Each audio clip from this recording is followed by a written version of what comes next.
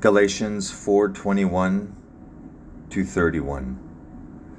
Tell me, you who want to be under the law, are you not aware of what the law says? For it is written that Abraham had two sons, one by the slave woman and the other by the free woman.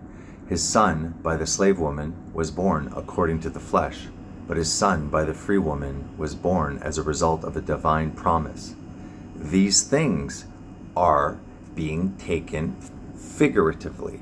The woman represents two covenants. One covenant is from Mount Sinai and bears children who are to be slaves. This is Hagar.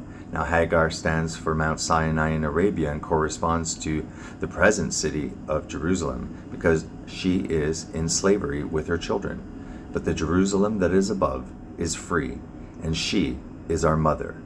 Again, notice, the text specifically says these things are being taken figuratively. It also could mean that they are historical, but for this point that they're trying to make, they're using it figuratively to represent the two covenants. And all of the New Testament basically is seen within the Old Testament, somewhat hidden, but can be seen within the Old Testament through typologies, foreshadowings, allegories, and symbolism. Okay, so I want to respond to Freedom Grower. There was two issues. The first issue was that from what he said on that video where it was Patrick, we were talking about flat earth, and it got to Galatians 4:21 to 4:31, and I'm going to read that specific one. It says, Hagar and Sarah, tell me, you who want to be under the law, are you not aware of what the law says? For it is written that Abraham had two sons, one by the slave woman and the other by the free woman. His son by the slave woman was born according to the flesh, but his son by the free woman was born as a result of a divine promise. These things are to be taken figuratively. The woman represents two covenants. One covenant is from Mount Sinai and bears children who are to be slaves. This is Hagar. Now, Hagar stands for Mount Sinai in Arabia and corresponds to the present city of Jerusalem, but she is in slavery with her children. But the Jerusalem that is above is free, and she is our mother. For it is written, be glad, barren woman, you who never bore a child, shout for joy and cry aloud, you who were never in labor, because more are the children of the desolate woman than of her who has a husband. Now you brothers and sisters, like Isaac, are children of promise. At that time the son born according to the flesh persecuted the son born by the power of the Spirit. It is the same now. But what does Scripture say? Get rid of the slave woman and her son.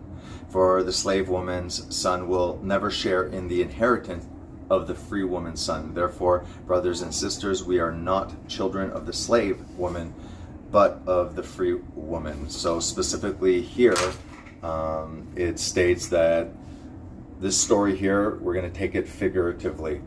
All throughout the Bible, this is what I was not given a chance to say. There are things called typologies. In the Old Testament, God is setting up all sorts of foreshadowing and symbols and stuff like that Christians do acknowledge. We just don't limit it to the whole thing being allegorical or symbolical. We think that it's on multiple levels. We think that prophecy also helps to validate the authority of the Old Testament, but as well typology. And typology has been studied for centuries by Christians. It's well known. So the issue with Freedom Grower was, at one point I said, well, you say that the whole Bible is allegory, and he was kind of like, what are you talking about? I never said that. So there was a back and forth as if I was lying, making a statement that wasn't true.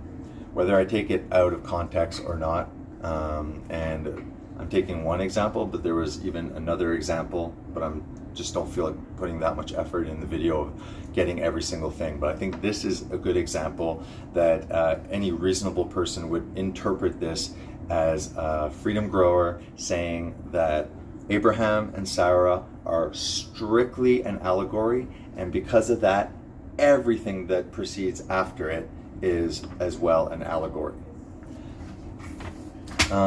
I just want to say exactly what Freedom Grower said. I'm paraphrasing. We can look at the video after, but I'm paraphrasing. He says, the whole story of Abraham and Sarah is an allegory, and that changes the interpretation of how you will view things. I said that in this example, it specifically says that it is to be taken as an allegory, and that means that, again, I believe that he's taking things completely out of context. It specifically says, hey, we're going to look at this. Doesn't mean it's not historical. We're going to look at this historical thing, and we're going to look at the symbolism all throughout the Old Testament. If you notice, the firstborn is never preferred. It's always the secondborn. This is always another way of representing the first covenant, and then the second covenant that is better because it offers better promises, and in a way it fulfills the first covenant. We have the 12 brothers of Joseph.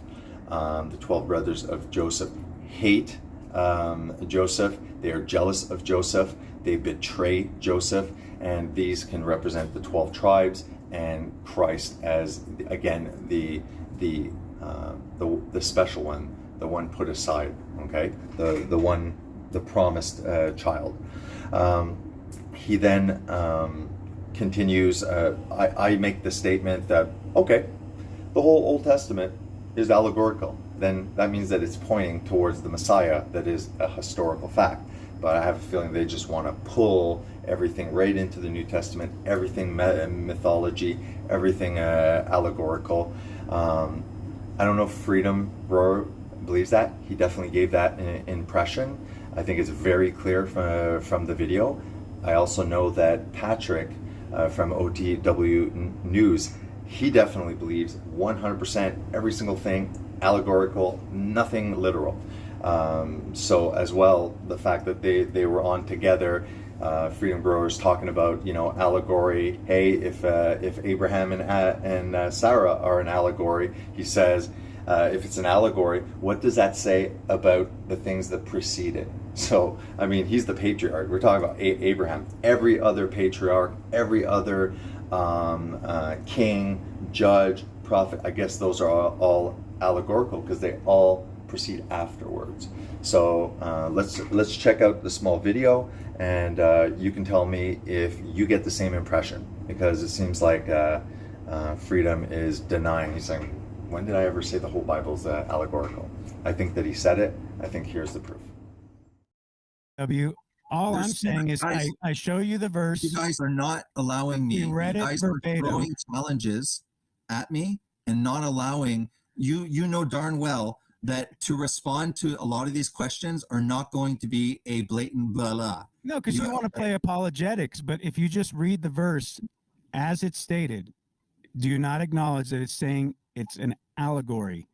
The whole story of Abraham and Sarah is an allegory, because that would change your interpretation of how you look at these things. I acknowledge this allegory because the Bible specifically says in that context that it's an allegory. That does not make the whole Bible from A to Z an allegory. There's a specific reason why Sarah and Hagar.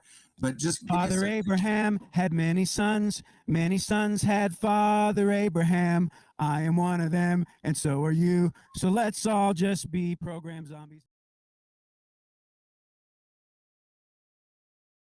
Look at what if it's an allegory, then what does that mean about everything that precedes it? If it's an allegory, then what does that mean about everything that precedes it? If it's an allegory, then what does that mean about everything that precedes it?